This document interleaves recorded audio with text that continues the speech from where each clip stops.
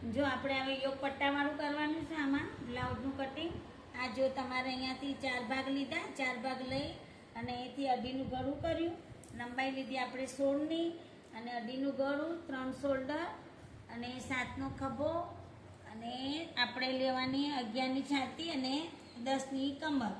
પછી અહીંયાથી આપણે આ કાપડ આમ કરી અને અહીંથી બાંય લીધું આપણે 11ની બાંય લીધી, 3 છોડી દીધા.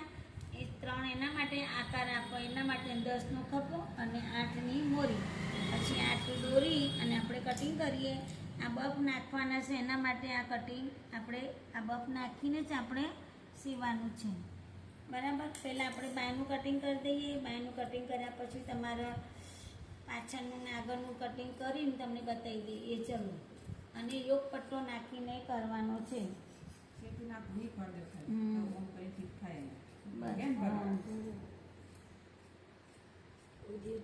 આ તમારા બાય તૈયાર થઈ ગઈ. પછી અહીંયાથી આપણે કટિંગ કરીને ખભાનું કટિંગ કરી દેવાનું, બરાબર. અને આ ગળું 2 અલગ કરી દેવાના, જેથી ગળામાંથી ખબર પડે કે ભાઈ 2 ભાગ અલગ કરી અને આગળનો ભાગ પહેલાં ઉતારી દઈએ અને પાછળનું ગળું અલગ આપણે ડિઝાઇનવાળું કરવાનું. 2 ભાગ અલગ થઈ ગયા. આ ભાગ આગળનો, આ ભાગ પાછળનો. ડિઝાઇનવાળું ગળું બનાવવા માટે તમારે આ કટિંગ અલગ કરી દેવાનું. પહેલાં આમ કરી પછી અહીંયાથી આખું આ પાછળનો ભાગ તૈયાર થઈ ગયું. જો આ પાછળનો ભાગ ગોળ ગોળ અલગ ગળું થઈ ગયું. હવે આગળનો ભાગ ઉતારવા માટે તમારે પહેલાં ખાડાવાળો ભાગ અહીંયા આગળ ઉતારવાનો ને આપણે એ ખાડાવાળો ભાગ કર્યા પછી તમારે ગળાનું આ ગળું છે ને એમાં તમારે આગળનું ગળું 6 લેવાનું. જો 6નું ગળું લીધું અને ગોળ કટિંગ કરવા આપણે આગળનું ગળું આપણે 6નું થઈ ગયું. હવે યોગ પટ્ટો કરવાનો છે આપણે અહીંયાથી 5નો કરવાનો, 5નો કરવાનો. એટલે પેલો ખૂણો બનાવવાનો છે ને તમારે એ, અને અહીંથી લેવાના 4. પછી અહીંયાથી આમ કરી દેવાનું છે, ગણા કાપવાનું. અહીંયાથી લેવાના છે તમારે અહીંથી 5 લીધા પછી અહીંથી 3.5 લેવાનું, 4 નહીં 3.5. પછી આ કાપી દેવાનું, જો અલગ કરવાનું. આગળનો ભાગ ઉતાર્યા પછી તમારે આ 2 ભાગ અલગ કરી દેવાના. પછી અહીંયા છે ને આપણે અહીંયા આ કટોરી મૂકી દેવાનું.